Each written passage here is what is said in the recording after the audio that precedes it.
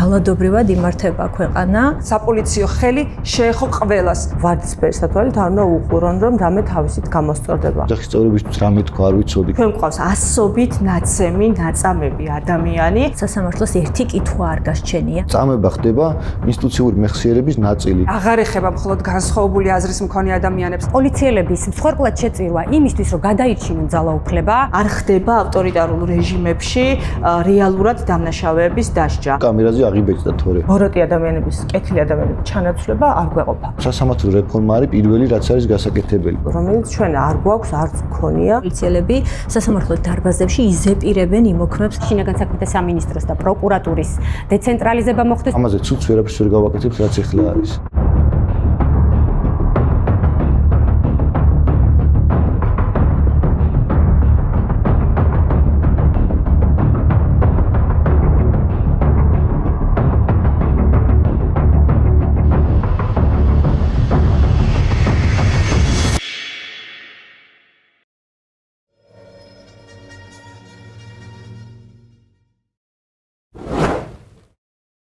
ძალოვანი სტრუქტურების თავგასულობა და მათი მხრიდან ძალაუფლების ბოროტად გამოყენება, როგორც წესი, ავტოკრატიული რეჟიმების ბუნებაა.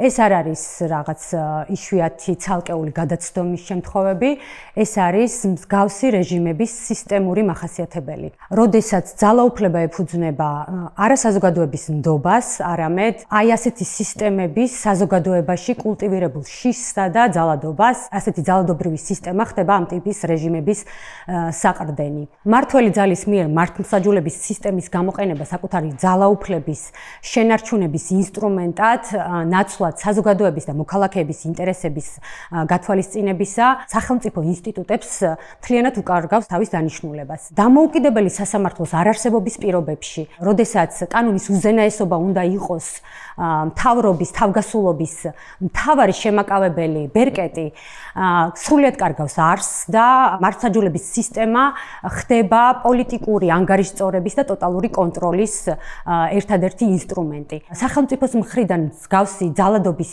შემთხვევები, როდესაც ნორმა ხდება, ასეთ სისტემებს ხელისუფლება იყენებს საკუთარი მოწინააღმდეგების გასანეიტრალებლად, ნაცვლად საზოგადოების და მოქალაქეების ინტერესების დაცვის. სწორედ ეს ყველაფერი შობს დაუსჯელობის სინდრომს ამ ტიპის სისტემებში და ჩვენ ამის გამოვლინებას ვხედავთ ქუჩებში, იმ ძალადობის სახით, რასაც ახდენს ძალოვანი სტრუქტურები, ადამიანების წამების, ცემის, უკანონო დაპატიმრებების სახით. ასეთი ბოროტების მანქანა სამწუხაროდ მხოლოდ რეჟიმის მოწინააღმდეგეებზე არ ჩერდება და გორის მაგალითი არის ის მკაფიო გამოვლინება, როდესაც მსგავსი ბოროტების მანქანის მსხვერპლი შეიძლება გახდეს ჩვეულებრივ უბრალო მოქალაქეც. ჩვენ ვიხილეთ პოლიციელების მხრიდან სასტიკი ძალადობა ჩვენი ქვეყნის მოქალაქეების მიმართ და ამან აჩვენა თუ რას ნიშნავს უკონტროლო ძალაუფლება სისტემაში და კანონის უზენაესობის რღვევა. როდესაც საზოგადოების მხრიდან ხელისუფლების მიმართ არსებობს სერიოზული ნდობის დეფიციტი და ხელისუფლების მიმართ ლეგიტიმურობის კითხვის ნიშნები იზრდება, ასეთ დროს ხელისუფლებას უწევს ხოლმე უკანდახევა და ჩვენ ვიხილეთ სწორედ დასჯილი პოლიციელები. ეს იყო მათი მხრიდან ტაქტიკური უკანდახევა, თუმცა ეს რა თქმა უნდა სისტემურად პრობლემას ვერ მოაგვარებს, რადგან ცალკეული პოლიციელი არ არის ძალაუფლების წყარო. ძალაუფლების წყარო არის სისტემა და სისტემის გადატვირთვა რომ მოხდეს, ამისთვის აუცილებელია რომ შეიცვალოს ხელისუფლება, რეჟიმი და სწორედ ასეთ შემთხვევაში შევძლებთ ჩვენ აი ამ სისტემის ძირეულ რეფორმირებას და მის გადატვირთვას. მათ უწევთ საკუთარი პოლიციელების მსხვერპლად შეწირვა იმისთვის, რომ გადაირჩინონ ძალაუფლება და ეს ყველაფერი საბოლოო ჯამში მაინც იწვევს სისტემაში სერიოზულ რღვევას და ეს არის დამსახურება იმ დაუღალავი ბრძოლის, რასაც ჩვენ 500 დღეზე მეტია ჩვენი ქვეყნის ქუჩებში ვხედავთ, მიუხედავად არსებული რეპრესიებისა. სისტემურ დანაშაულთან მაშინ გვაქვს საქმე, როდესაც კონკრეტული დანაშაულებები არ ატარებს ერთჯერად ხასიათს, არ არის ცალკეული გამოვლინება კონკრეტული მოხელის და თვითნებობა. მოცემულ შემთხვევაში აუცილებელია განვიხილოთ ის კრიტერიუმები, რომელიც სისტემურობას შეიძლება იწვევდეს, ორგანიზებულობა, მათ შორის სახელმწიფოს უშუალოდ ჩართულობა და სახელმწიფო სტრუქტურების ერთმანეთთან კოორდინირებული მოქმედება და თანამშრომლობა, მიზანმიმართული და სეგმენტირებული, ასე ვთქვათ, ჯგუფი თუ ვის მიემართება ეს კონკრეტული მოქმედებები. მაგალითად, ეს შეიძლება იყოს პოლიტიკური ოპონენტები, ეს შეიძლება იყვნენ აქტივისტები, ან უბრალოდ მოქალაქეები, რომელზეც უნდა სახელმწიფოს რომ ძალაუფლება განახორციელოს და ის სუსტ მდგომარეობაში ამყოფოს, ხომ? ან გამოიწვიოს მათი ჩაგვრა, რომ ამისთვის გაიძლიეროს თავისი პოზიცია და მდგომარეობა. მასშტაბს აქვს ძალიან დიდი მნიშვნელობა, მასშტაბს, განმეორებითობას და დაუსჯელობას, იმიტომ რომ დაუსჯელობა არის სწორედ ის, რაც ახალისებს ძალადობას და საზოგადოებაში ქმნის შიშს. სისტემური დანაშაულები ახასიათებს ავტორიტარულ რეჟიმებს, როდესაც პოლიტიკური ძალა, ასე ვთქვათ, ორიენტირებული არა ადამიანზე და ადამიანის უფლებებზე, არამედ საკუთარი ძალაუფლების შენარჩუნებაზე. და სწორედ ეს იწვევს უკვე სისტემურ დანაშაულს. ავტოკრატიულ რეჟიმებს ახასიათებთ ეს სისტემური დანაშაული იმისთვის, რომ შეინარჩუნონ ძალაუფლება და ფაქტობრივად უკვე პოლიტიკური ძალა გადასულია იმ რეჟიმში, როდესაც ის ხალხს კი არ ემსახურება და ადამიანის უფლებებზე კი არ არის ორიენტირებული, არამედ საკუთარი ძალაუფლების შენარჩუნებაზე ორიენტირებული და ამის გაკეთება შეუძლია მხოლოდ და მხოლოდ ძალადობის დემონსტრირებით, ხალხზე ზემოქმედებით და საზოგადოების დაშინებით. სწორედ ეს ხდება ახლა უკვე დღეს ჩვენს ქვეყანაში, ჩვენს რეალობაში, თუმცა ეს არ არის მიმართული მხოლოდ ერთი სეგმენტის, მაგალითად აქტივისტების ან პოლიტიკური ოპონენტების მიმართ. ახლა ჩანს კონცენტრირებულად, თუმცა ახლა არ დაწყებულა და 2024 წლის შემდგომ არ დაწყებულა. მაგალითად ჩვენ შეგვიძლია გავიხსენოთ თუნდაც 2014 წელს თათუხაშვილის შემთხვევა, როდესაც ადამიანი გარდაცვლილი იპოვეს საკმაოდ ბუნდოვან მდგომარეობაში და მაშინაც საუბარი იყო სამართალდამცველების მხრიდან მასზე ძალადობაზე და ძალადობით კონკრეტული ჩვენების მიღების მცდელობაზე. 2016 წელს შეგვიძლია გავიხსენოთ სტურუას შემთხვევა, საქმე, როდესაც ადამიანი თვითმკვლელობამდე მივიდა და დატოვებულ წერილში, რომელიც დედას დაუტოვა, პირდაპირ აღწერს თუ რა ძალადობის მსხვერპლი იყო ძალოვანი სტრუქტურების მხრიდან. ახლა გაცილებით კონცენტრირებულია ეს ყველაფერი და გაცილებით მასობრივია იმ მასშტაბზე, როდესაც საუბრობდი, ჩვენ გვყავს ასობით ნაცემი, ნაწამები ადამიანი და სისტემურ დანაშაულს, ასე ვთქვათ, ვიღებთ უკვე ისეც, რომელიც გადასულია წამებასა და არაადამიანურ მოპყრობაში. ბოლო პერიოდში, როდესაც საზოგადოებამ ხმა ამოიღო, სისტემა იძულებული გახდა დაეწყო მისი წარმომადგენლების, მისი მესვეურების დასჯა, საჩვენებელი დასჯა, იმიტომ რომ ერთეული ინდივიდუალური დაკავებებით, რომელიც მალევე გათავისუფლებით სრულდება და უბრალოდ საჩვენებელ მიზანს ატარებს, რა თქმა უნდა, ეს სისტემა ვერ შეიცვლება. როდესაც ძალადობის სისტემურობაზე საუბრობენ, როგორც წესი გულისხმობენ იმას, რომ უკიდურესი ჩაგვრა და აგრესია იქცა ყოველდღიურობად და ჩვევაში გადაუვიდა სახელმწიფო აპარატს, უმეტესად ეს ეხება ხოლმე ძალოვან სტრუქტურებს. არა და სახელმწიფო ზოგადად ძალადობაზე და იძულებაზე დგას და ამაში ერთი მხრივ უცნაური არაფერია. იმიტომ რომ ეს არის სწორედ სახელმწიფოს არსი.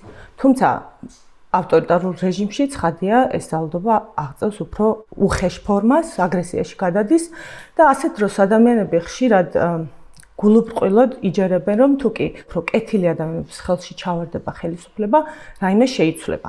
არა და სისტემურ ძალადობას სწორედ იმიტომ ქვია, რომ ის სისტემიდან გამომდინარეობს და არ არის დამოკიდებული იმაზე, რამდენად კეთილები ან ბოროტები არიან ადამიანები, რომლებიც მას ახორციელებენ. მე-20 საუკუნის ცნობილი ექსპერიმენტი ფილიპ ზიმბარდოს სტენფორდის ციხის ექსპერიმენტი არ შეიძლება არ გავიხსენოთ, როცა ძალადობაზე საუბრობთ. ჩვეულებრივი ფსიქიკის ჯანმრთელი, განათლებული ადამიანები მეცნიერმა შეკრიბა, მათ ნაწილს მიანიჭა ციხის ზედამხედველის როლი, ნაწილს კი პატიმრის. და სულ რამდენიმე დღეში ამ ადამიანებს შორის ძალადობამ, ზედამხედველების მხრიდან პატიმრებზე განხორციელებულმა ძალადობამ მიაღწია ისეთ პიკს, რომ ექსპერიმენტი შეწყვიტეს. რატომ მოხდა ეს? სწორედ იმიტომ, რომ საჭირო არ არის განსაკუთრებულად ბოროტი ადამიანების ერთობლიობა შეიკრიბოს იმისთვის, რომ ძალადობრივი სისტემა შეიქმნას. პირიქით, ცუდი გარემო და ძალადობრივი სისტემა ყველაზე კეთილშობილ ადამიანებსაც კი აფუჭებს და აქცევს მათ მოძალადეებად. განსაკუთრებით მაშინ, როდესაც ხდება მათი დეჰუმანიზაცია. აი გაიხსენეთ მაგალითად ტროლები, რომლებსაც არ აქვს საკუთარი სახელი და გვარი და ყალბ აკაუნტებს არიან ამოფარებული, ისინი ყოველთვის განსაკუთრებული აგრესიით გამოირჩევიან. გაიხსენეთ პოლიციელები, რომლებსაც სათვალე, ჩაფხუტი, ფარი უკეთიათ და ნომერიც არ აქვთ, ანუ მათი იდენტიფიცირება ვერ მოხდება. ისინი ყოველთვის მაქსიმალურად აძლევენ საკუთარ თავს ძალადობის უფლებას და მაქსიმალურად ვლინდება ამ ადამიანებში მათი ძალადობრივი პოტენციალი. ასევე ძალიან მნიშვნელოვანია ის დისტანცია, რომელიც არსებობს პოლიტიკის შემქმნელსა და მის აღმსრულებელს შორის. რაც უფრო დიდია ეს დისტანცია, რაც უფრო ბევრი ადამიანია ჩართული ძალადობრივ პროცესში, მით უფრო ნაკლებია თითოეულის პასუხისმგებლობა და ისინი რაღაცნაირად არც კი თვლიან თავს თანამონაწილე დიდი დანაშაულისა.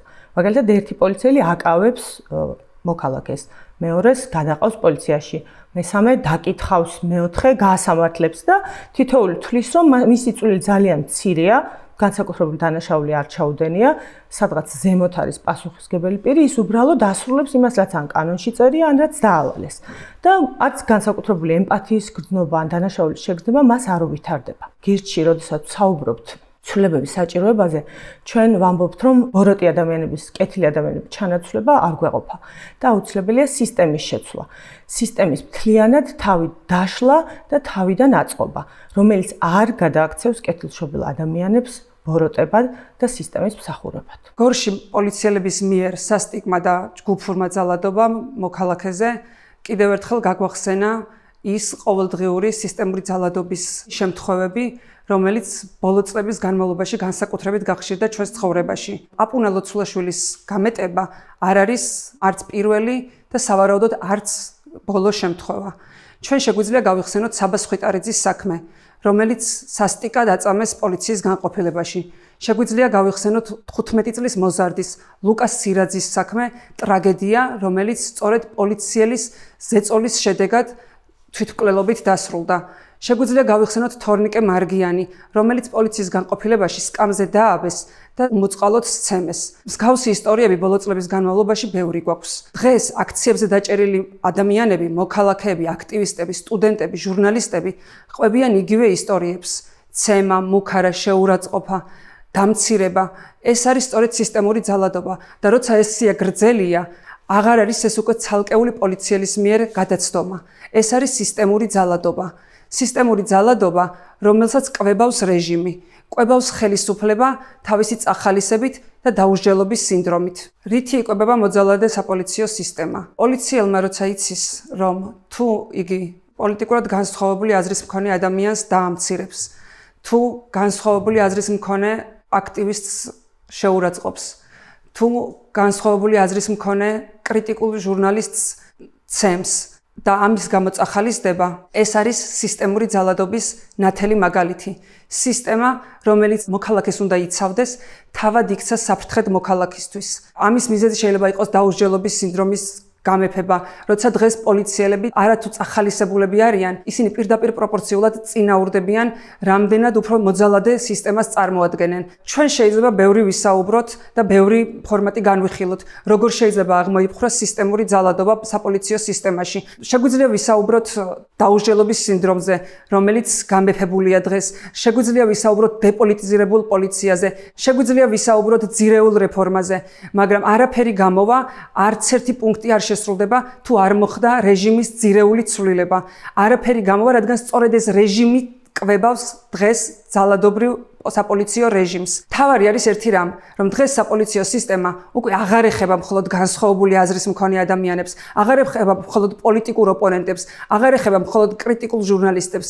იგი ეხება ჩვეულებრივ აპოლიტიკურ მოქალაქეებს, რისი მაგალითიც ჩვენ ვნახეთ გორში. საპოლიციო ხელი შეეხო ყველას. ჩვეულებრივი ადამიანები, ჩვენს გარშემო მცხოვრები ადამიანები, რომლებიც თითქოს გვერდიდან უყურებენ დღეს პოლიტიკურ მოვლენებს, ქვეყანაში მიმდინარე პროცესებს, მათ საკუთარ თავზე იგრძნეს რეჟიმის ზაკვარი ხელი. ეს არის მთავარი ღერძი, რაზეც დგას დღეს ძალადობრივი საპოლიციო სისტემა.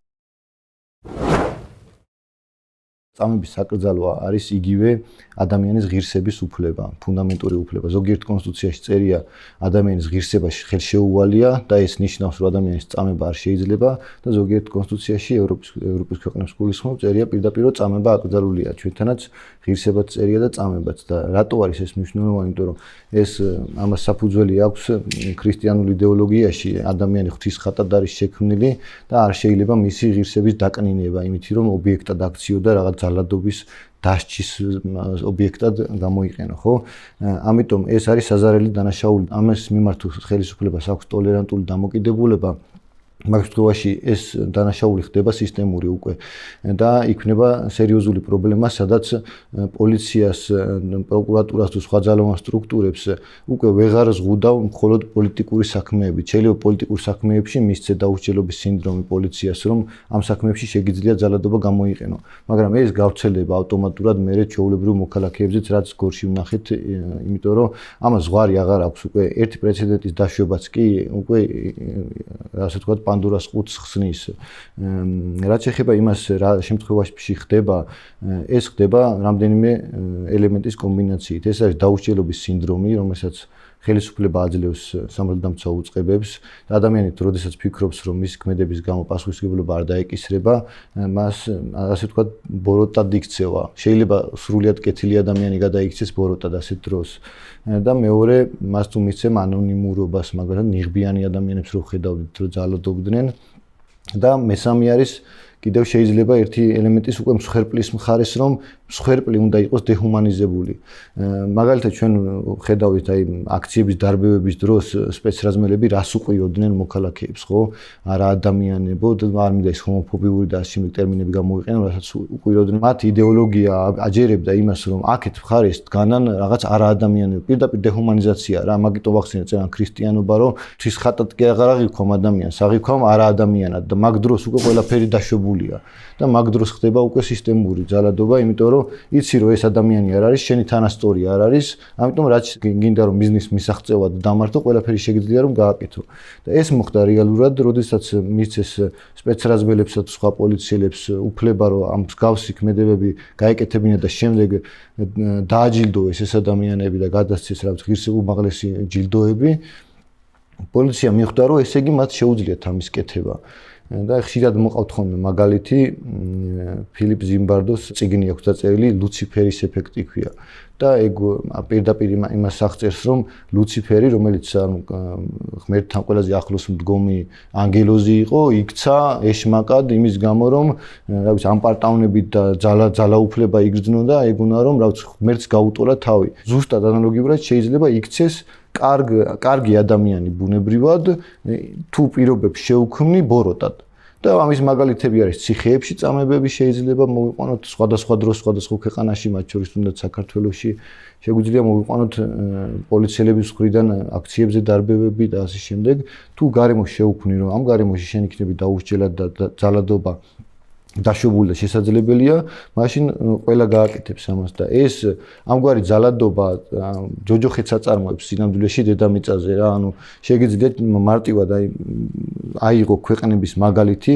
სად წავიდნენ ყველაზე შორს, მაგალითად ნაცისტურ გერმანიაში, ხო, თუნდაც საბჭოთა კავშირში წავიდნენ ყველაზე შორს და დედამიწაზე შექმნეს ჯოჯოხეთი იქიდან გამომდინარე, რომ აი დაუსჯელობა და სისტემისადმი ერთგულების გამო დაჯილდოება ადამიანების წარმოშობს მაგას, რომელიც შეიძლება მიადგეს უკვე თავად ამ სისტემის შემქმნელებსაც და ამის მაგალითებიც ბევრი გვაქვს.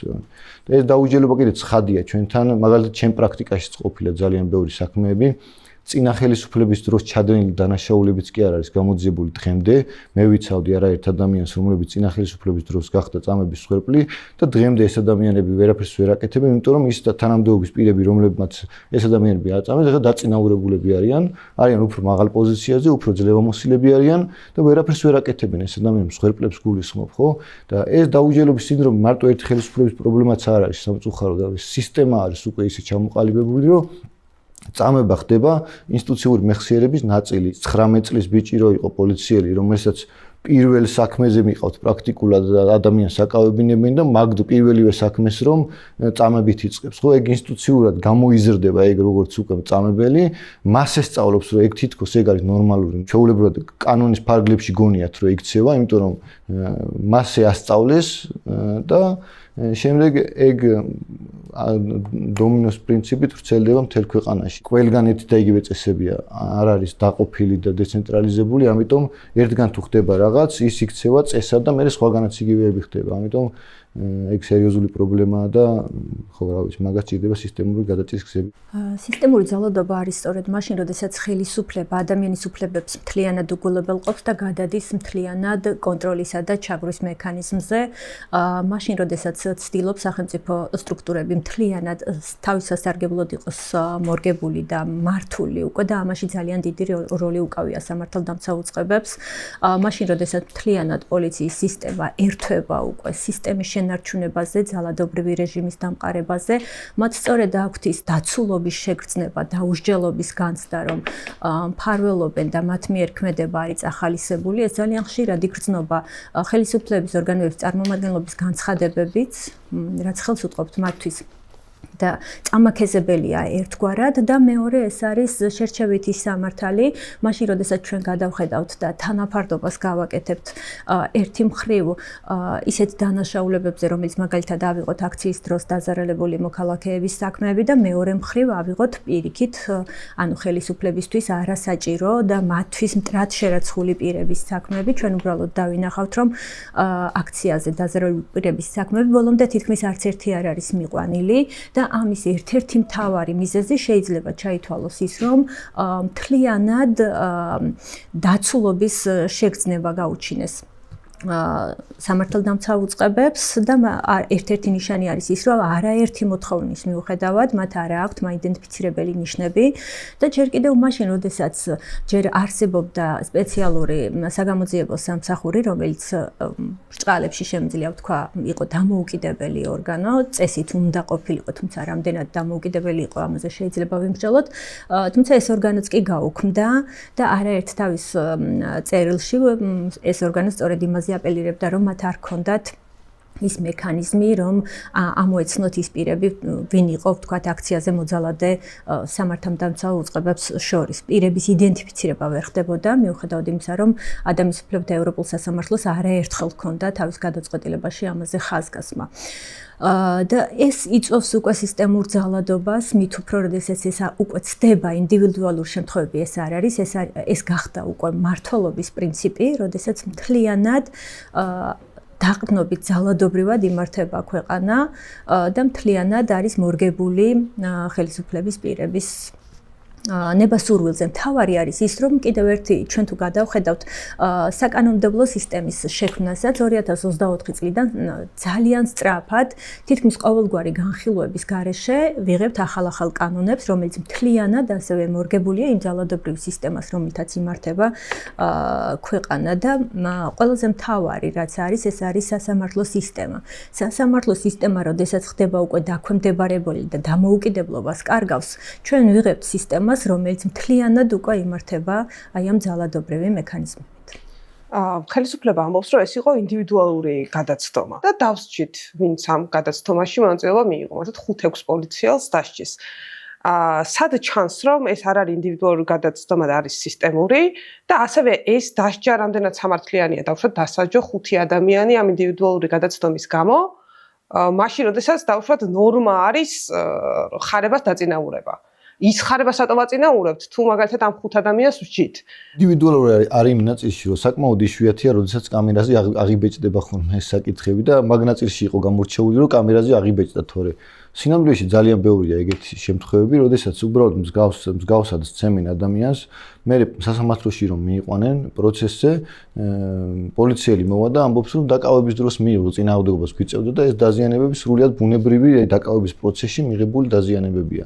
და აქ არის სწორედ ის პრობლემა, რასაც ვაწყდებით, რომ დამოუკიდებელი სასამართლო არ ყავს, რომელიც იტყვის, რომ ესე არ შეიძლება, ანუ ამდენი დაზიანება დაკავების დროს პირმა არ შეიძლება რომ მიიღოს და მტკიცების ტვირთი, როდესაც შენს ეფექტურ კონტროლშია პოლიცია რო ხარ, შენზეა რომ ეს ადამიანი შენამდე სანამ მოვიდო და არ ჰქონდა დაზიანებები, მე აღმოჩნდება ხოლმე რომ დაზიანებები ჰქონდა, ხო? მტკიცების ტვირთი მაგ დროს პოლიციაზეა რომ ძალადობა არ მომხდარა.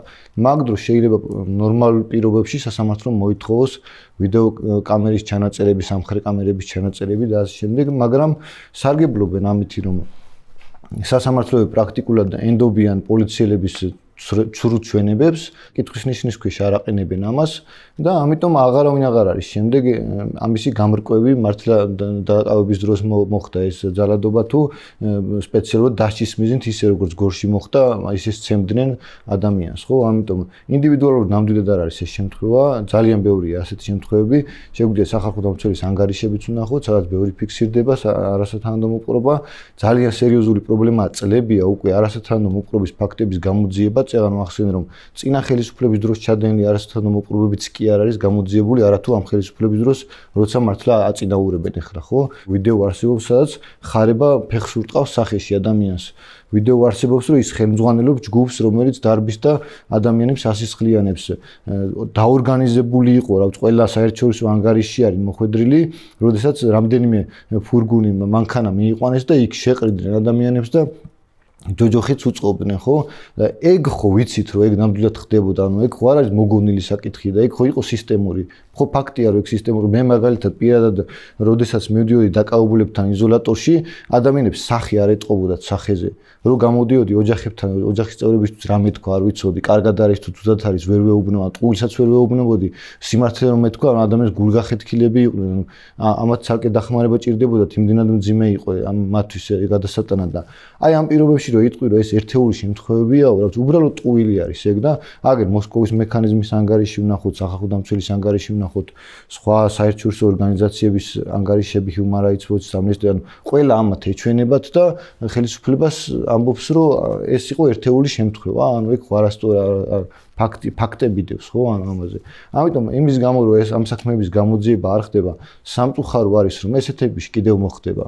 იმიტომ სისტემაა ეგეთი, თუ შენ ერთხელ მაინც დაუშვი ეგ და პოლიციელებს მაგისი ნება მიეცი და არ გაქვს სისტემა ისე აწყობილი, რომ გამოძიება ხდება პოლიციის მხრიდან ჩადენილი დანაშაულების, კიდევ მოხდება სამწუხაროდ ეგეთი ამბავი, ზოგიერთი შეიძლება კამერაზე აღიბეჭდოს, ზოგი არა, უმეტესობა არ აღიბეჭდება, ამიტომ ეს არ ეხება მხოლოდ პოლიტიკოსებს, აქციაზე მყოფ ადამიანებს, ეს ეხება თითოეულ მოქალაქეს ადამიანებს, რომელიც საერთოდ პოლიტიკა არ აინტერესებს, თავის მუშაობს, შეიძლება იმის შვილს შეეხოს, გაუშვება დაუშელ რაღაც მორალ გამრუდებულ პოლიციელებს ქუჩაში და ეტყვი, რომ აი ამდენი ადამიანი დააკავე და მომithრიე აქ და ზუსტად მაგ ლექსიკით ელაპარაკებიან და მასეთია დღეს სისტემა, ანუ ყველაფერს აკეთებენ, აი რატო არის მნიშვნელოვანი წამებაზე კონცენტრირება, იმიტომ რომ ეს არის უკიდურესი რაღაცა.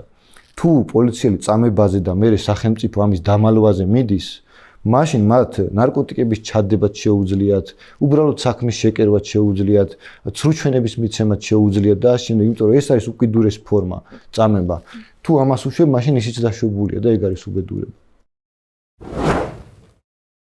გავსი ძალადობრივი სისტემების აღმოფხრა ვერ მოხდება ცალკეული ძალადობრივი შემთხვევების გამოძიებით და ცალკეული პოლიციელების დაპატიმრებით.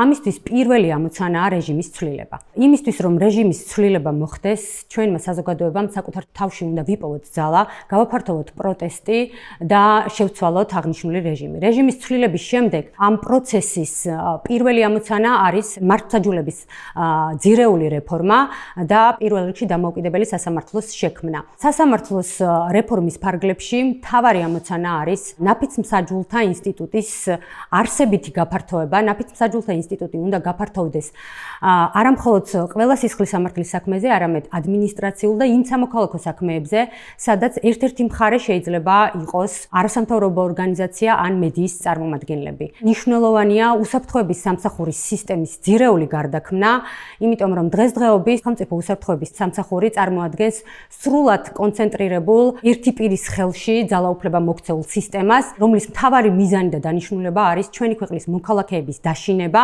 და ამ რეჟიმის ძალაუფლების შენარჩუნებაში დახმარება. ამიტომ პირველი რაც უნდა გაკეთდეს, უნდა მოხდეს სუსის დეკონცენტრაცია, უნდა დაიყოს რამოდენიმე სააგენტოდ და თითოეული სააგენტო დაექვემდებაროს თავისი შინაარსის მიხედვით შესაბამის სამინისტროს, რაც მინიმუმამდე მალე დაიყვანს პოლიტიკური გავლენების არსებობას სახელმწიფო უსაფრთხოების სამსახურში.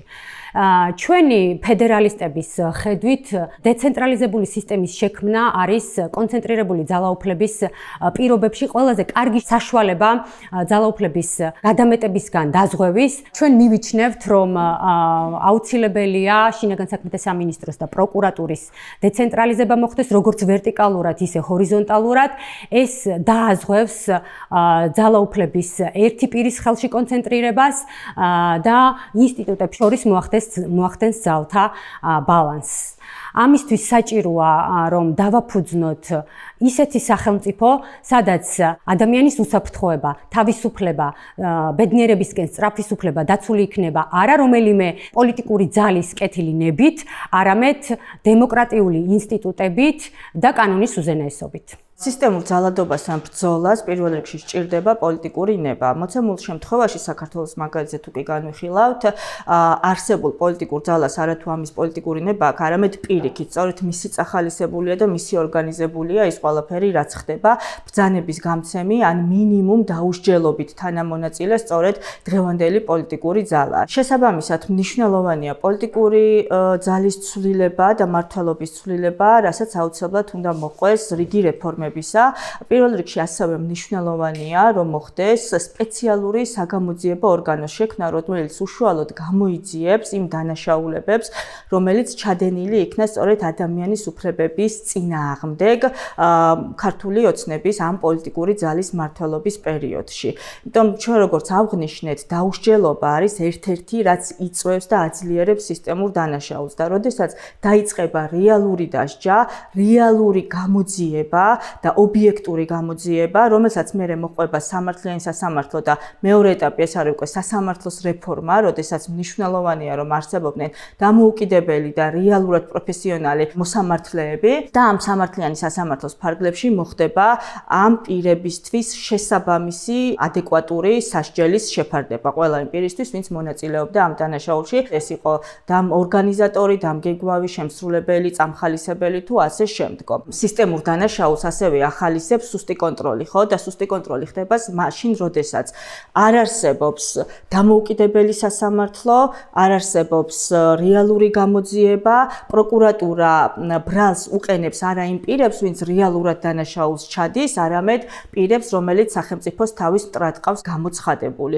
აი ეს ყველაფერი უნდა აღმოიფხვრას და ამ ყველაფრის აღმოფხვრას სჭირდება, როგორც აღნიშნე, პოლიტიკური ძალის ცვლილება და რეფორმები, როგორც ძალოვან სტრუქტურებში, ასევე სასამართლოს მიმართულებით. დღევანდელი პოლიტიკური ძალა დგას ძალიან მნიშვნელოვან ორ საყრდენზე, ეს არის ფული და მეორე ეს არის ძალადობა. და ძალადობა თვითონ იშლება ორ ნაწილად. ეს არის ძალოვანი სტრუქტურების მხრიდან განხორციელებული ძალადობა, იქნება სპეცრაზმელი თუ კრინპოლის წარმომადგენელი და მეორე არის ტიტუშკები, რომელიც ასევე ორგანიზებულია და წახალისებულია სწორედ ამ პოლიტიკური ძალის მიერ. მინიმუმ ერთ-ერთი მათგანის რეალური დასჯა რო დაიწყოს, არა საჩვენებლად ერთი ან ორი პირის, არამედ მთლიანად მასში მონაწილე ყველა იმ პირის, რომელიც რეალურად ჩადიოდა დანაშაულს, ეს ძალა მათ გამოეცლებათ. ამიტომ არ ხდება ავტორიტარულ რეჟიმებში რეალურად დამნაშავეების დასჯა და ეს შესაძლებელია მხოლოდ პოლიტიკური ნების არსებობის პირობებში,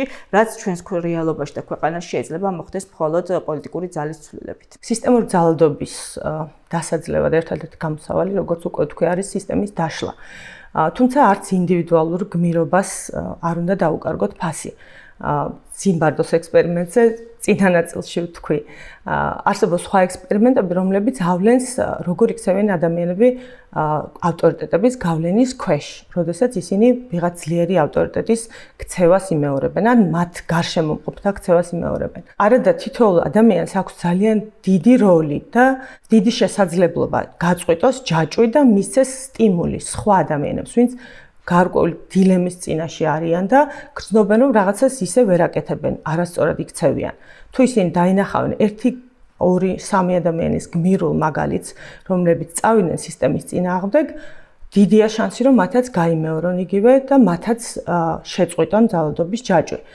ჩვენ სამწუხაროდ არა მხოლოდ სამართალდამცავი ორგანოების, არამედ განათლების სისტემაც ასე გვაქვს მოწყობილი. ბავშვებიდან ვასწავლით, რომ კარგი ბავშვია ის, ვინც არის მორჩილი, მშობელს უჯერებს, მასწავლებელს უჯერებს, კარგად იქცევა წესებს ემორჩილება და აღარ ვუტოვებთ იმის სივრცეს დაფიქრდნენ ეს წესები სწორია თუ არ არის სწორი.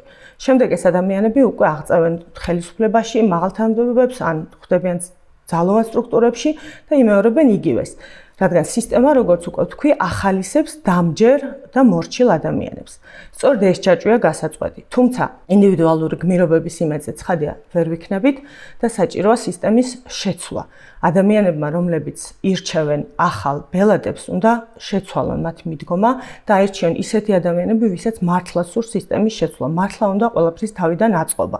მხოლოდ ეს არის ერთადერთი გზა იმისთვის, რომ მინიმუმამდე დავიდეს სახელმწიფოს ძალადობა მოქალაქეების მიმართ. დღეს ძალადობრივ საპოლიციო სისტემას სჭირდება ძირეული ცვლილებები, ძირეული რეფორმა, პოლიციის დეპოლიტიზირება, მათ შორის კვალიფიციური კადრები. ეს ყველაფერი ვერ მოხდება რეჟიმის ცვლილების გარეშე. მთავარი ღერძი არის ძალადობრივი რეჟიმი, რომელიც დღეს მართავს ქვეყანას. მთავარი შემსრულებლები არიან დღეს ის პოლიციელები, რომლებიც ყოველდღიურად გვარბევენ, ყოველდღიურად ძალადობენ, ყოველდღიურად გვცემენ, შეურაცხყოფას გვაყენებენ და ეს არის მთავარი მიზეზი, რატომაც ისინი დღეს იქცევიან ისე, როგორც იქცევიან. ისინი არიან წახალისებულები რეჟიმის მიერ და სწორედ დღეს პოლიციელის წახალისება პირდაპირ პროპორციულია რამდენად კარგად და რამდენად ბეჯითად შეასრულებს ის რეჟიმის მიერ გაცემულ მითითებას. რეჟიმის ცვლილების გარეშე ვერ იქნება ვერც სასამართლო დამოუკიდებელი, ვერ იქნება ვერც პოლიცია დამოუკიდებელი და ვერ გვექნება ადამიანის უფლებები დაცული. მხოლოდ რეფორმა არ იქნება გამოსავალი, რადგან თუნდაც გადავხედოთ ის სასამართლოს რეფორმას, რაც წლების განმავლობაში ვატარებდით და ვფიქრობდით, რომ გვყავდა დამოუკიდებელი და მიუკერძოებელი მოსამართლეები, თუმცა ნაცვლად იმისა, რომ დამოუკიდებლად იხილებოდეს კონკრეტული საქმეები, იმ საქმეებში, სადაც ხელისუფლების ინტერესი იკვეთება, ჩვენ ვხედავთ ნათლად, როგორ ხდება სასამართლო უკვე მიკერძოებული. ამის მაგალითად მე შემიძლია გავიხსენო ის საქმეები, როდესაც ნოემბერ-დეკემბერი აქციების დროს არაერთი პირის გაერთიანებული სხდომები განიხილებოდა და ერთ-ერთ სხდომაზე, სადაც 11 პირი 11-ვე დაზიანებებით იყო სხდომაზე წარმოდგენილი, მათ შორის სახეზე იყო მკვეთრად ეტყობოდათ მათ დაზიანებები, ჩალურჯებული თვალი, ჩალურჯებული სახე, სასამართლოს ერთი კითხვა არ გასჩენია, რა ჭირდათ ამ მოქალაქეებს და სად მიიღეს ეს დაზიანებები, მით უმეტეს რომ იზოლატორებიდან იყვნენ გადმოყვანილი, ანუ პოლიციის მეთვალყურეობის ქვეშ იყვნენ. შესაბამისად, მხოლოდ რეფორმა უფიქრობა არ არის გამოსავალი, მით უფრო, როდესაც ხელისუფლების ცვლილება ხდება. ყველა ხელისუფლება მიდრეკილია, რომ საკუთარი სურვილების გატარებაზე გადავიდეს და ძალიან კარგად ირგებს უკვე აი ამ უკვე არსებულ სისტემას, მით უმეტეს ის თანამშრომლები და ის პოლიციის მოხელეები, რომლებიც უკვე არაერთხელ არიან ასეთ სისტემაში ჩართული, ძალიან მარტივად ერგებიან და ინტერესთა თანაფარდობა ხდება, ასე რომ ვთქვათ. პირველი ალბათ უნდა არსებობდეს პოლიტიკური ნება, რომ სამართლებრივი სახელმწიფოს მშენებლობა იყოს უპირატესი ადამიანის უფლებები და შემდგომ რა თქმა უნდა ის რეფორმები თითოეულ სტრუქტურა დაემორჩილება, თუმცა თუ არ შეიცვალა ის თანამშრომლები, ის პოლიციის თანამშრომლები, რომლებიც სასამართლო პროცესებზე ცრუჩვენებას იძლევიან და იმ მოქალაქეებს ძალიან მარტივად წირავენ, რომელთაც თვალნათლივ შეგვიძლია ვთქვათ, რომ არ მიუდევნებიათ თვალი რა ხდებოდა მათ გარშემო, ძალიან რთული იქნება ვისაუბროთ სისტემის გაჯანსაღებაზე, მით უფრო, როდესაც ეს პოლიციელები აძლევენ ჩვენებას წინასწარ დადგენილი და დაწერილი ტექსტების მიხედვით და არაერთხელ გვინახია ადვოკატებს, როდესაც სასამართლო პროცესების წინ პოლიციელები სასამართლო დარბაზებში იზეპირებენ იმ მოქმედებს, რაც წერია იქ და არც ერთი მათგანი არ ყოფილა არც დამკავებელი პოლიციელი, არც შემწრეც კი არ ყოფილა ამ ძალადობის ფაქტების და ერთ-ერთი მაგალითი იყო ისიც, რომ აი ამ გაერთიანებულ სხდომებმა არაერთი პრობლემა წარმოწია წინ, მათ შორის ერთ-ერთი პოლიციელი, რომელიც იძლეოდა ჩვენებას, რომ კონკრეტული პირი, რომელსაც მე ვიცავდი და დააკავა დაახლოებით ღამის 2-3 საათის შუალედში, თვითონ ჩაატარა ყველა პროცედურა და დილის 6-ზე თვითონ შეასახლა დროებით მოთავსების იზოლატორში და აქვე მეორე დაკავებულიც იყო, სადაც მოწმედ ისევე ეს პოლიციელი შემოვიდა და თქვა, რომ ღამის 4 საათზე დაახლოებით ვამბობ საათებს, თვითონ დააკავა, თვითონ ჩაატარა ყველა პროცედურა პროცედურა და გამთენისას შეასახლა სრულიად სხვა იზოლატორში. აი ამ პროცესმა თვალნათლივ გამოაჩინა აი ამ პოლიციელის სიცრუე, როგორ მიზანმიმართულად იტყუებოდა, თუმცა სასამართლო გადაწყვეტილებაში ჩვენ ამაზე მსჯელობას ვერსად ვერ ვნახავთ. რამდენად სამართლიანი იქნება მაგალითად ამ ადამიანების მთლიანად გაშვება, როდესაც ისინი უბრალოდ ასრულებდნენ იმ დავალებას, რაც მიიღეს. როდესაც პოლიციელს წარმოქმნა აქვს, რომ ეს შეიძლება თქვათ სამართლიანი არ იყოს, მაგრამ თვითონ ამაზე ფიქრი ან ამის გადაწყვეტა არ უწევს. და აი ასეთ სისტემაში ყველა ამ ადამიანის გაშვება რამდენად სამართლიანია, როდესაც თვითონ იტყვის, რომ მე რა შვაში ვარ, ასე მეუბნებოდნენ, სახელმწიფო მეუბნებოდა, რომ გააკეთე ასე, ეს იყო ნორმა, კანონი იყო ეს. ერთი ეს კითხვა, რამდენად სამართლიანია თვითონ ამ პოლიციელების მიმართ, მეორე, რამდენად სამართლიანია აქედან გამოარჩიო ვიღაც, ახლა 2000 კაცს ხო ვერ დააკავებ, აი გამოარჩიო მაგალითად 10 ადამიანი დანაშავე ამ ამბავში, როდესაც აი ისა გორის შემთხვევას რო გავიხსენოთ, 5 პოლიციელს თუ სჯით გორის ინციდენტში მონაწილეობის მიღების გამო, მაშინ, როდესაც შეიძლება ბევრად მძიმე საქმე და ბევრად მძიმე დანაშაული აქვს ხარებას, რომელიც არ დაგუსჯია, რომელიც პირიქით დაჯილდოვდა ამის გამო, ეს ხო რაღაცა გარკვეული უსამართლობა უკვე არის. კი, ეს ძალიან მნიშვნელოვანია, აი ამ გამორჩევასთან დაკავშირებით საუბრობდით და მე მაგალითი პირიქით უნდა შემიძლია მოვიყვანო იგივე გურამ როგავას მაგალითი, როდესაც ჩვენ ნახეთ, რომ მას შემდეგ რაც ჟურნალისტმა გაასაჯაროვა კონკრეტული პირის ვინაობა, რომელიც შესაძლოა იყო ჩართული ძალადობრივ ქცევებში, რაც იყო აქციების დროს და დაკავება განხორციელდა რამდენიმე პირის. აქ რა თქმა უნდა, კითხვა არის იმასთან დაკავშირებით, რომ როდესაც ძალადობაში ჩართული იყო ათეულობით პირი, რატო არის გამორჩეული კონკრეტული პირები და პასუხისმგებაში მიეცა კონკრეტული პირები და არა ყველა ის, ვინც არის ჩართული.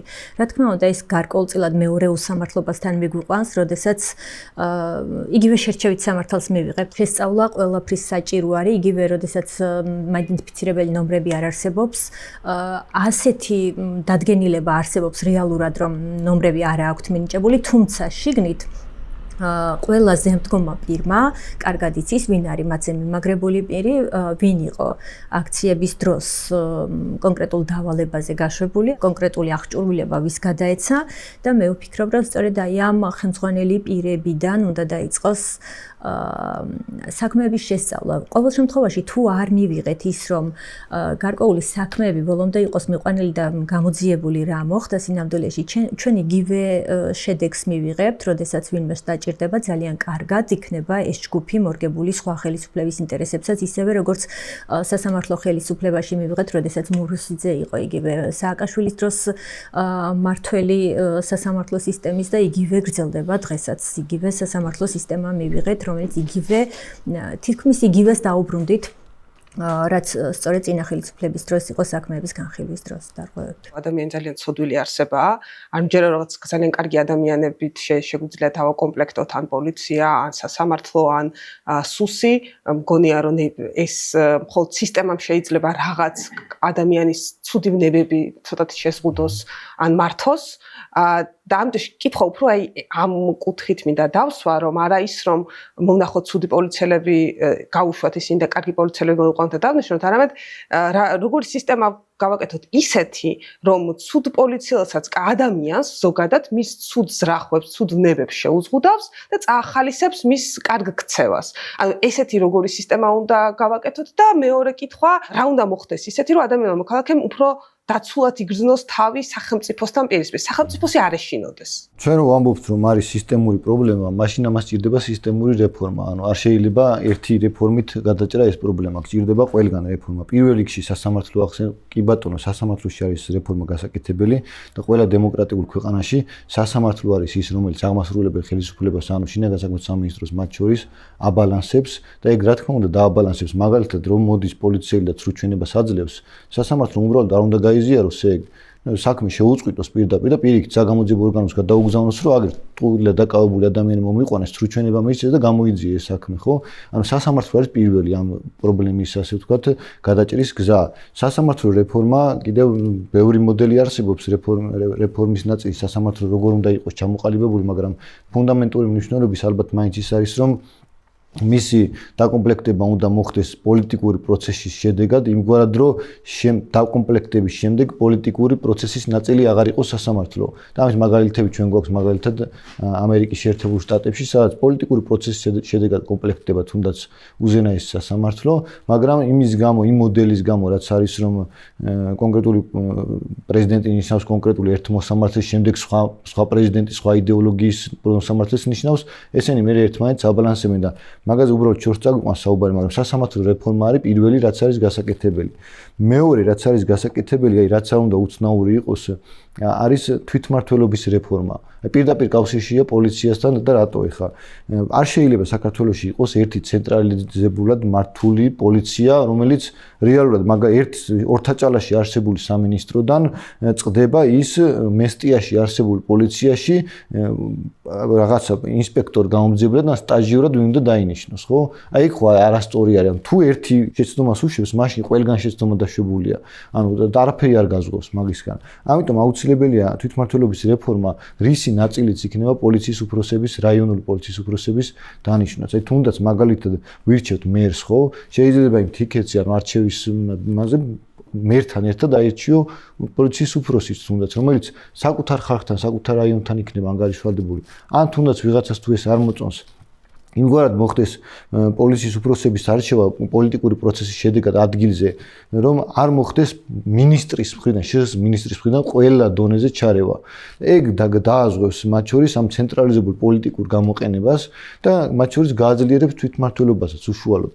ეხლა რაც შეეხება იმას თვითონ ამ პოლიციელებმა რომ ჩაიდინონ სიტყვაზე, რა დააზღვევს მაგას, ანუ პროკურატურა, დამოუკიდებელი საგამოძიებო მექანიზმის არსებობაზე ბევრი წელი მიდიოდა და ვერ შეიქმნა, მაგრამ მე ვთვლი რომ პროკურატურა შეიძლება დაეკისროს ეგ როლი, ოღონდ პროკურატურას მაშინ უნდა ჩამოაცილო პოლიციაზე ზედამხედველი პროკურატურის რაღაც ნაწილს.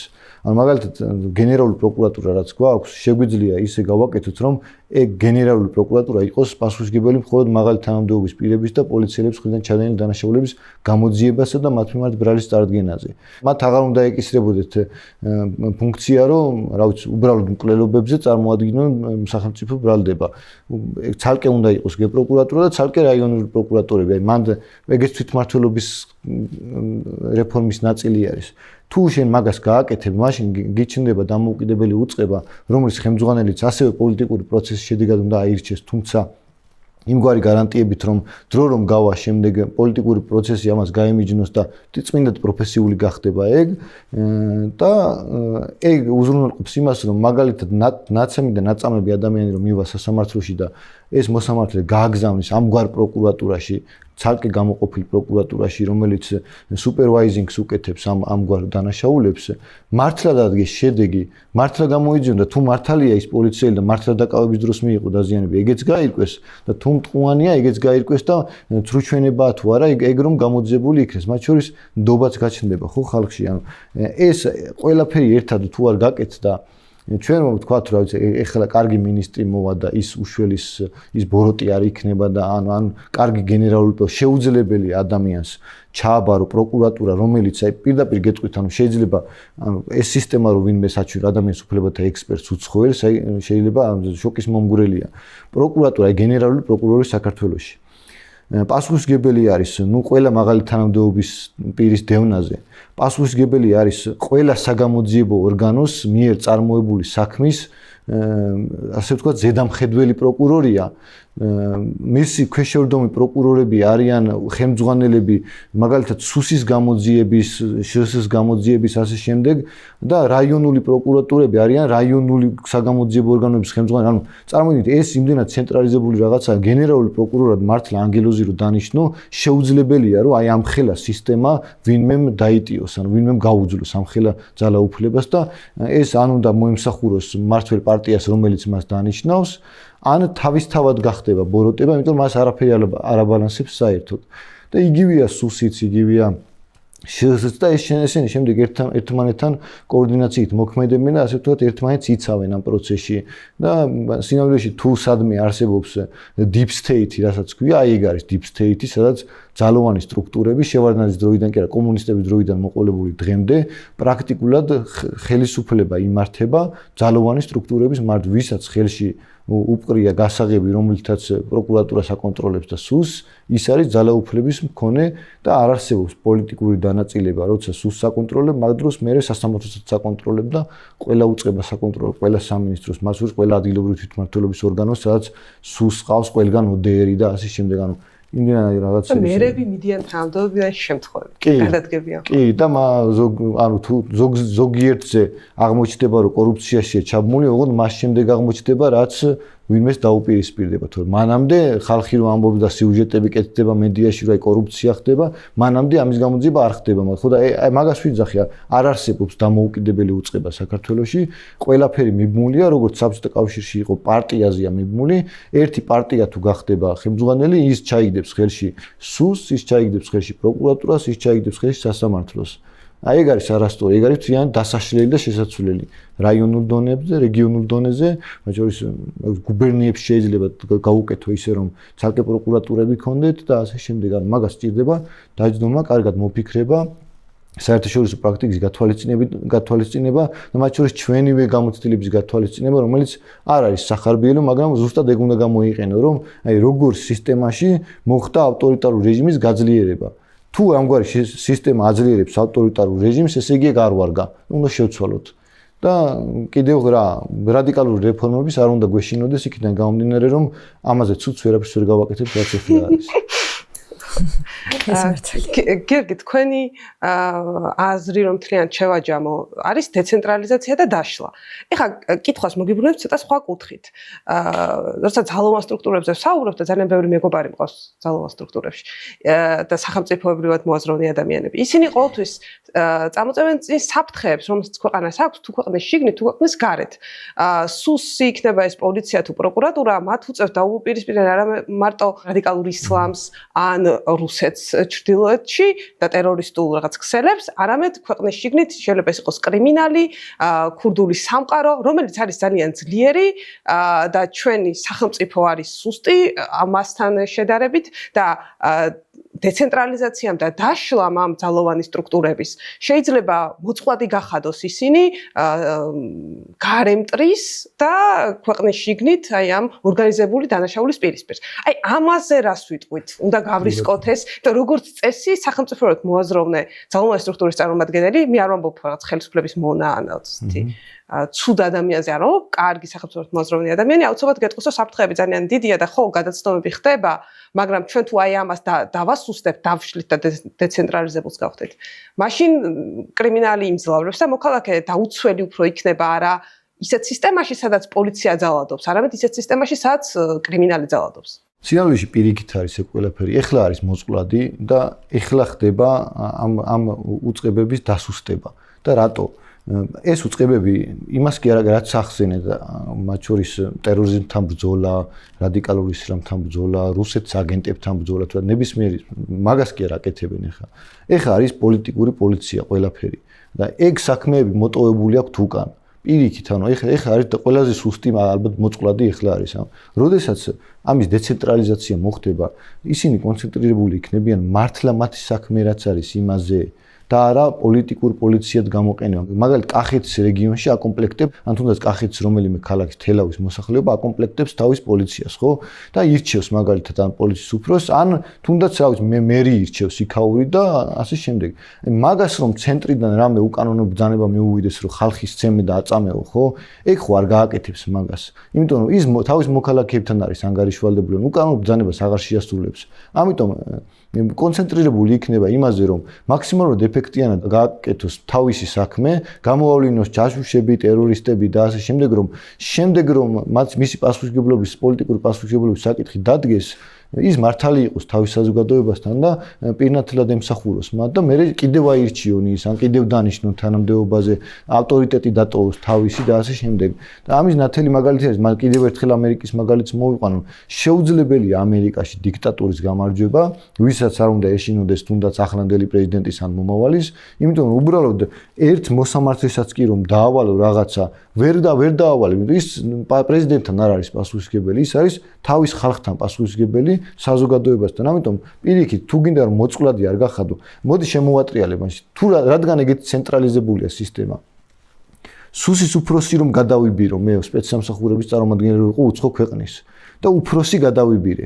ესე იგი გამოდის რომ მთელი სუსი გადავიბირე, ხო? ანუ რასაც იმას დავავალებ, ის რომ მე ბრძანებას გასცემს, ხო ყველამ უნდა შეასრულოს. წარმოგიდგენთ რამხელა მოწულად მდგომარეობაში ვაყენებ მე მთელ სახელმწიფოს, არა მარტო ერთ რაიონს, ან ერთ რეგიონს, ან ერთ ქალაქს. მთელ სახელმწიფოს, ანუ მეორე მხრიდან რომ შევხედოთ, ეხლა არის ყველაზე სუსტი. ანუ მაგის მაგალითები ყოფილა, მაგალითად, თუ სპეცსამსახურებს ყავს აგენტურის ქსელი და იმ აგენტურის ქსელს ხელმძღვანელობს პირი, ამ ხელმძღვანელს თუ გადაიბირებ, იმ აგენტურის ქსელმა შეიძლება ისეთი რაღაცები აკეთოს, რომ ეგონოთ, რომ ქვეყანას ემსახურებიან, მაგრამ სინამდვილეში ეს იყოს აგენტი და სინამდვილეში სხვა ქვეყანას ემსახურებიან. ანუ პირიქით არის ეგ, თუ გინდა რომ გააძლიეროს სისტემა, უნდა დაშალოს სისტემა და მაგრამ მე იმას კი არ ვამბობ, რომ დაასუსტო პირიქით, უნდა გააძლიერო ხელფასები კარგი, გრაფიკი კარგი, კვალიფიკაციის ასამაღლებლად აუცილებელია ტრენინგები, ასე შემდეგ, ანუ მათ შორის თანამშრომლობა, კოოპერაცია მეგობარ ქვეყნებთან, რომ იქ გაიზარდონ, ასე ვთქვათ, მათ შორის გირათა და ჩინეთთან არა. ხო, არა, რა თქმა უნდა. მაგის გარჩევა მოხდეს, ვინ არის მტერი და ვინ არის მოყვარე. აი ეხლა რომ ვამბობთ, რომ დასუსტდებაო. ყველაზე მეტად ხო ეხლა დასუსტებული. ანუ ფაქტი არის, რომ ამ ირანზე რაც ხდება, ანუ არაფერს არ აკეთებს, მაგრამ პირიქით ხელს უწყობს მაგათ. ეგ ხო ასუსტებს საქართველოს სინამდვილეში. როგორც საერთაშორისო დონეზე ავტორიტეტს უსუსტებს, ტერორიზმის საფრთხეებს აძლიერებს და ასე შემდეგ. აი მაგისგან წამალი და გამოსავალი არის პოლიტიკური კონტექსტის გამოცლა პროფესიულ მოვალეობაზე გადართვის გზით და ამისთვის საჭიროა რომ მათ თავიანთ საქმე აკეთოს ისე რომ პოლიტიკოსებმა არ გამოიყენონ ძალაუფლების შესანარჩუნებლად და მაგალითად სხვა ოპოზიციონერი პოლიტიკოსების პირადი ცხოვრების ქექვისთვის არ გამოიყენოს სახელმწიფო უწყება მაშინ როცა უამრავი პრობლემაა ქვეყანაში სადაც აუცილებელია რომ ეს პრობლემა გადაიჭრას. იმისათვის, რომ მათ შორის სისტემური დანაშაული იქნეს პრევენცირებული, არსებობს ხელისუფლების დანაწილების პრინციპი, რომლის ფარგლებშიც არსებობს საკანონმდებლო, აღმასრულებელი და სასამართლო ხელისუფლება და იმიტომ არის ეს დანაწილება საკანონმდებლო დონეზე გაკეთებული, რომ თითოეული მათგანი იყოს ერთმანეთის მაკონტროლებელი და თუ კი ერთი, მაგალითად, საკანონმდებლო ორგანო, ანუ პარლამენტი მიიღებს კანონებს, რომელიც ეწინააღმდეგება ზოგად წესრიგს, ადამიანის უფლებებს, იმის პრევენცია უნდა მოახდინოს სასამართლომ და მისი ანუ პრაქტიკაში დანერგოს, რომ არ შეიძლება, ასე ვთქვათ, ამ ფორმით ადამიანის უფლებების შელახვა. და თავად აღმასრულებელი რგოლი თუ კი დაიწყებს მაგალითად დღესაც რასაც აკეთებს შინაგან საქმეთა სამინისტრო და ძალოვანი სტრუქტურები, ისიც გააჩეროს ან საკანონმდებლო ორგანომ, ან სასამართლომ. ყველაზე ძლიერი ფუნქცია ამ შემთხვევაში აქვს სასამართლოს, ხო, იმიტომ რომ ეს არის მართლმსაჯულების განმახორციელებელი ორგანო. დღეს ჩვენ ვხედავთ სისტემას, რომელიც ხელისუფლებაში მოვიდა ადამიანის უფლებების დაცვის ლოზუნგით, თუმცა ნელ-ნელა და ეტაპობრივად ადამიანის უფლებებიც დაივიწყა ადამიანი როგორც ღირებულება და დაიწყო ადამიანების ჩაგვრა იმისათვის, რომ შეინარჩუნოს ძალაუფლება და ეს პოლიტიკური, ასე ვთქვათ, სტატუსი, რაც მას გააჩნია. თავიდან დაიწყეს სპეცრაზმელებისათვის მანიშნებელი ნიშნების მოხსნა, იმისათვის, რომ დანაშაული მომხდარიყო დაუსჯელი, ხო, ანუ ვერ გამოვლენილიყო და არ დასჯილიყვნენ დამნაშავე პირები. ბოლო პერიოდში მოახდინეს ის, რომ მინისტრის ბრძანების საფუძველზე ყოველგვარი განათლების გარეშე შეიძლება სრულიად ახალგაზრდა ადამიანები მიიღონ სისტემაში. ეს რისთვის სჭირდებათ? იმისთვის, რომ ადვილად მართონ ის თანამშრომელი, ის პოლიციელი, რომელიც მიდის, არ გააჩნია არც შესაბამისი განათლება, არც შესაბამისი გამოცდილება და არანაირი წარმოდგენა არ აქვს ადამიანის უფლებებზე და შესაბამისად მისთვის მარტივია, ასე ვთქვათ, ზეგავლენის ქვეშ მოქცევა.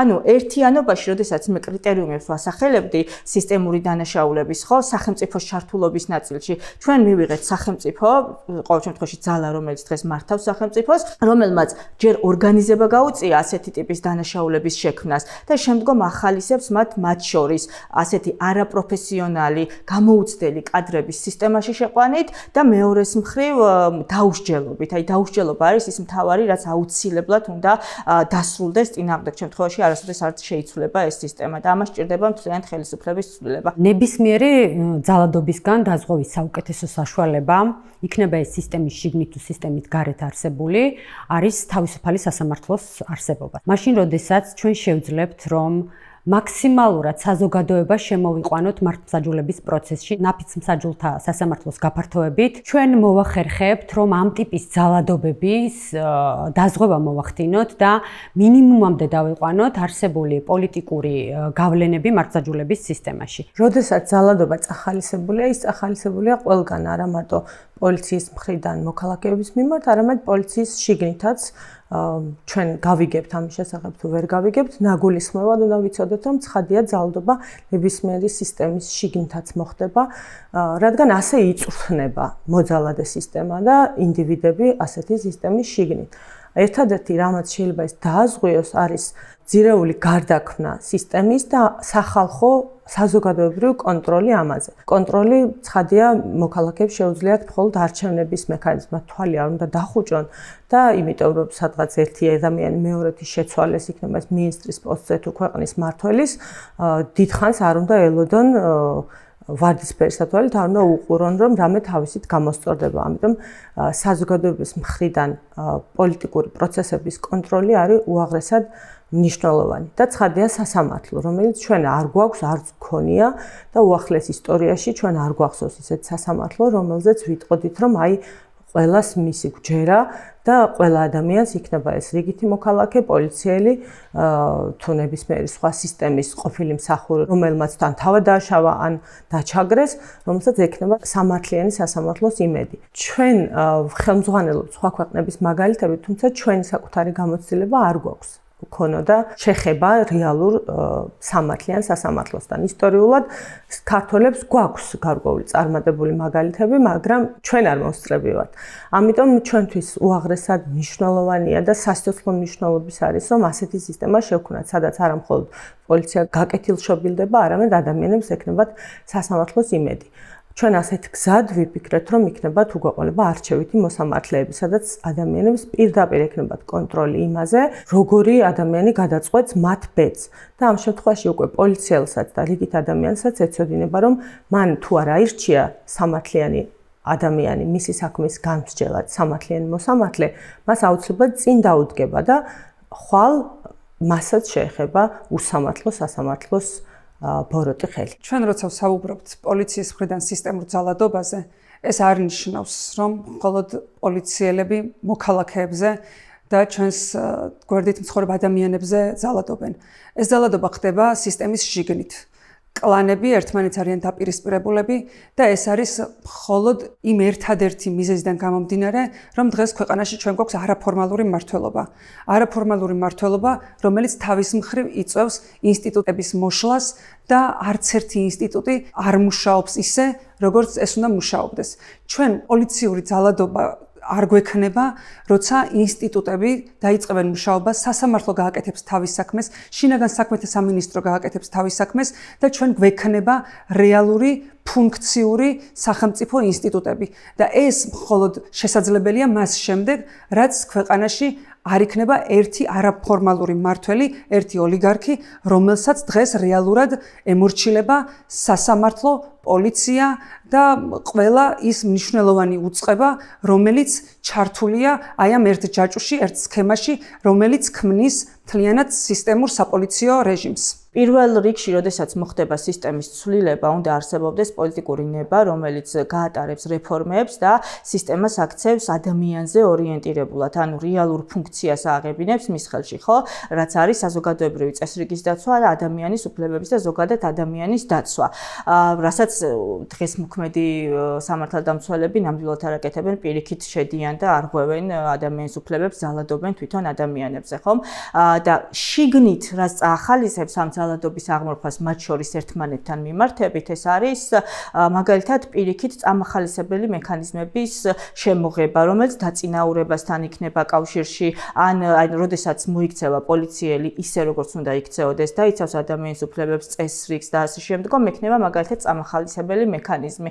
მაგრამ ეს არის უკვე ისეთი, ასე ვთქვათ, რბილი მექანიზმები, რასაც წინ აუცილებლად უნდა უძღოდეს ის ძირითადი ხისტი მოქმედებები, რეალური გამოძიების შედეგად დამნაშავეების დასჯა, სრული რეფორმა და აი ამ დროს უკვე ხელახლა როდესაც აეწყობა სისტემა, იქ უნდა იყოს ესეთი რბილი მექანიზმი, რომელიც ახალისებაზე იქნება ორიენტირებული იმ ხალხის, ვინც რეალურად შეასრულებს თავის ფუნქციას, რაც მას კანონით ევალება.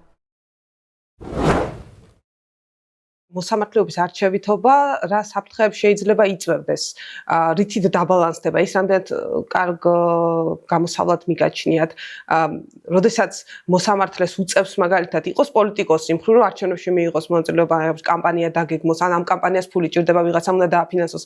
აი ეს მოწყვლად ხომ არ ხდის მოსამართლეს ერთის მხრივ უმრავლესობის აზრის მიმართ, მეორეს მხრივ დამფინანსებლის ან დონორის მიმართ.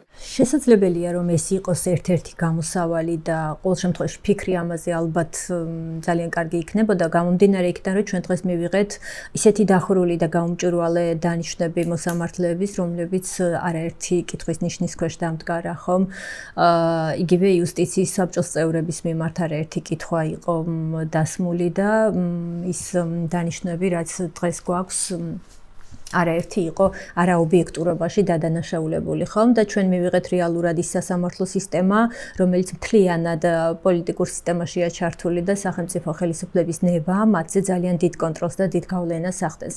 მაშინ როდესაც ეს იქნება არჩევითი შესაძლებელია პირიქით უფრო თავისუფალი მოსამართლეები მივიღოთ როდესაც საზოგადოების ინტერესი მათზე უფრო მნიშვნელოვანი იქნება ვიდრე პოლიტიკური ნების გავლენა და ყოველ შემთხვევაში იმ რეფორმამ რაც არაერთი ტალღებად იყო ჩატარებული საქართველოში, არ გამოიღო ის შედეგი, რაც გვინდოდა.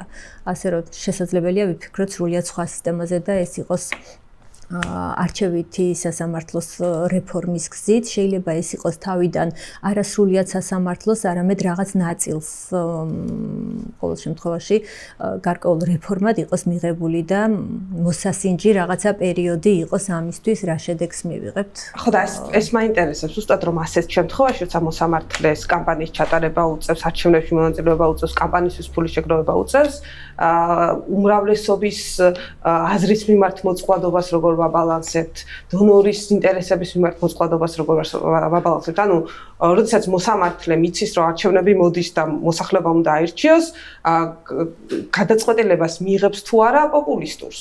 დაიცავს თუ არა მაგალითად არაპოპულარულ ადამიანებს, დაიცავს თუ არა არაპოპულარული უმცირესობის უფლებებს. ანუ აი ეს აქ რა უნდა დააბალანსოს? მოქალაქის უფლებები რა უნდა დაიცვას? ის რაც გვაქვს დღეს სისტემა, მე ვფიქრობ რომ მთლიანად პოლიტიზირებულია და სასინჯი გარკვეულწილად, გარკვეული კოლეგიის შესაძლებელია მივიღოთ უკეთესი შედეგი ერთ-ერთ რეფორმად. შეიძლება ვიღაც მოწონდეს არჩევითი მოსამართლე და მოწონდეს, ვიცი რომ ეხლა რაც გვაქვს მაგ სისტემაზე ბევრად კარგი იქნება არჩევითი მოსამართლე რო გააკეთო, მაგრამ არჩევითი მოსამართლესთან ერთად და შესაძლებელია რომ ნაფიც-საჯულთა ინსტიტუტი გააძლიერო და ნაფიც-საჯულთა ინსტიტუტი გააძლიერო არ ნიშნავს იმას რომ მოსამართლე აღარ ყავს, მოსამართლე ნაფიც-საჯულთა პროცესზეც ყავს. და ეს მოსამართლე იყოს არჩევითი, კი ბატონო, რა ვიცი, თავარი ნაფიც-საჯულება მიიღონ გადაწყვეტილება და რაც ეხება პოპულისტი იქნება თუ არ იქნება, ეხლა რაც გვაქვს, მაგაზე უარესი ვერ იქნება, გამორიცხულია და პოპულიზმი არ არის პრობლემა სინამდვილეში. მაგ საკითხზე მათ შორის მიდებატია ბევრ ადამიანთან, ვინც მაგ სფეროს სპეციალისტია და მათი არგუმენტი ერთ-ერთი ეგ არის, რომ პოპულისტია, მაგრამ მეორე მხარეს გვაქვს ესეთი რაღაცა. შენ თუ ამბობ, რომ ეს სისტემა აზღვევს ავტორიტარიზმის გაძლიერებას, ძალადობას, რა ვიცი, რაღაც ავტორიტარული იდეოლოგიების დაფუძნებას ქვეყანაში, როგორც არის კომუნიზმი, ფაშიზმი და ასე.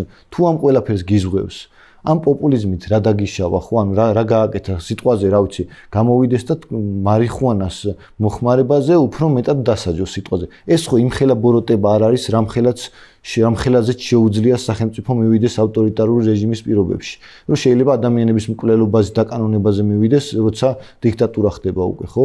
თუ შენ დიქტატურას გამოგირიცხავს ეს სისტემა, რატო არის პრობლემა ეს პოპულიზმი? ხო, შეიძლება ამაზე უარესი. სრულყოფილი არ არსებობს, მაგაში გვეთანხმებ, შეიძლება იყოს ეგ ერთ-ერთი კონცერნი, ფული როგორ ვინ დააფინანსოს და ასე შემდეგ. შეიძლება იყოს თვითონაც ღარიბი ქვეყანა და ამას წლები დაჭირდება რომ განვითარდეს. მაგრამ შეგვიძლია ვთქვათ, რომ იყოს მაგალითად ნაფიცმსაჯულები, აი ეს ნაწილი რომ მოქალაქე შემოსულია გადაწყვეტილების მიღებაში და მოსამართლე იყოს სხვა წესით არჩევით და არა მოსახლეობის მხრიდან არჩევით. ბევრი შეიძლება მივიღოთ და არ არის რომ ერთ-ერთი ამ არსებულის ალტერნატივა შეიძლება მხოლოდ ერთი იდეა იყოს, ხო? კი, ორივე შესაძლებელია. მით უმეტესად თუ ნაფიცმსაჯულები ყავს, რომელიც აი ფუნდამენტურ ეს ყველაზე მნიშვნელოვან საქმეებზე თუ რაღაც მეორადი ხარისხოვანი პატარ-პატარა საქმეებს ალბათ ნაფიცმსაჯულებს არ უნდა დაავალო.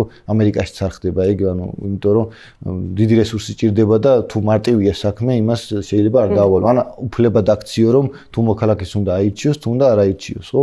მაგრამ შენ თუ ნაფიცმსაჯულთა სასამართლო ყავს ფუნდამენტურ ყველაზე ისეთ მნიშვნელოვან საქმეებზე მაგ შემთხვევაში მოსამართლეს იმდენად დიდი ძალაუფლება არ აქვს რომ რაღაც მოსამართლეზე ვინერვილად ხო მაგრამ მაინც რატომაც არა არჩევითი შეგიძლია და ასევე პრეზიდენტმა წარადგინოს პარლამენტმა დანიშნოს უადოდ ან რაღაც მსგავსი მექანიზმი რაღაცა მოიფიქრო ხო ანუ შესაძლებელია ეგეც თუ ნაფიცმსაჯულებს განავითარებ მაგრამ არც იმას არ უყურებ ცუდად რომ აირჩიოს ხალხმა იმიტომ რომ ჯამში თუ ჩვენ ვამბობთ რომ ხალხი არის ბრძენი შეუძლებელია რომ თუ პოპულისტი იქნება, ის ხო ვადით აირჩევა, უადოდ კი არ აირჩევა, თუ არჩევითია მოსამართლე, ის ვადით უნდა აირჩეს, უადოდ არ უნდა აირჩეს.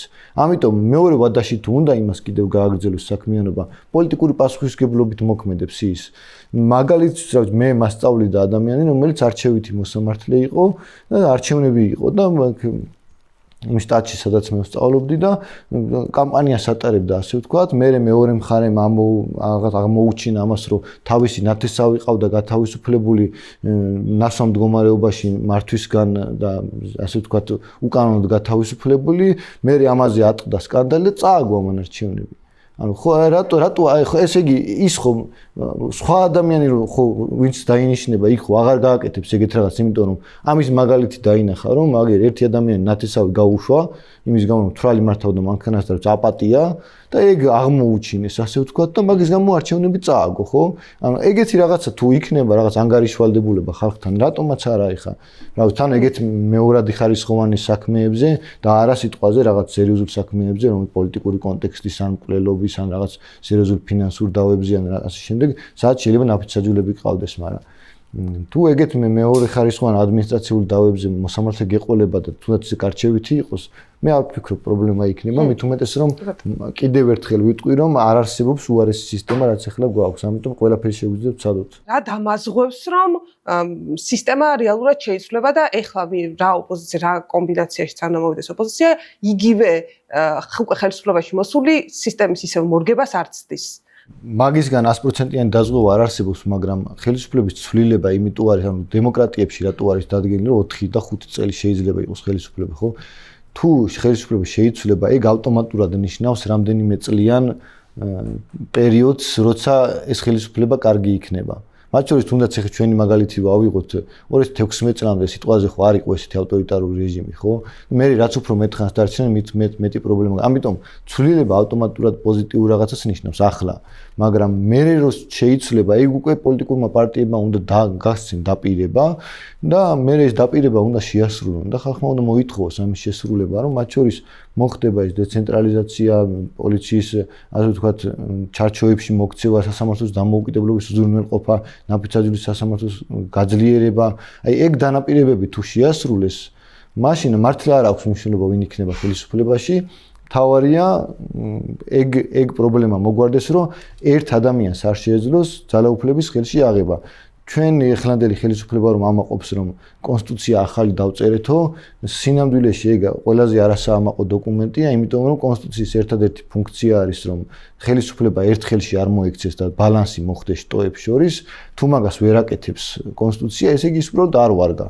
და რაც არ ვარგა იმ დოკუმენტებში ხო ფაქტია რომ ერთი ადამიანის ხელში მოექცა ძალაუფლება და ეს ვერ დააზღვია კონსტიტუციამ ხო ესე იგი ეს დოკუმენტი არ ვარგა ეს აჩვენებს რას იგივე კონსტიტუციის პირობებში ახალი ხელისუფლება რომ მოვიდეს არ არის გამორიცხული რომ 8 წელში და 10 წელში იგივე შედეგი მივიღოთ ამიტომ პოლიტიკურ პარტიებმა ალბათ სისტემური გადატვირთვა უნდა დაგვპირდნენ მნიშვნელოვანია, რომ სხვა ქვეყნის სისტემების შესწავლის მაგალითზეც მივიღოთ გადაწყვეტილებები, თუმცა ძალიან მნიშვნელოვანია, რომ ჩვენი ქვეყნის პრაქტიკა გამოვიყენოთ. ჩვენ ქვეყანაში რეალურად თუ გადავხედავთ ბოლო დროის ხელისუფლებას, მივიღებთ ის, რომ აი ამ პირველი ვადის შემდეგ უკვე მეორე და მესამე ვადაში რეალურად წინა პლანზე გამოდის ხელისუფლების ხიბლში ყოფნა და უფრო ძალაუფლების ხელში მოხვეჭა.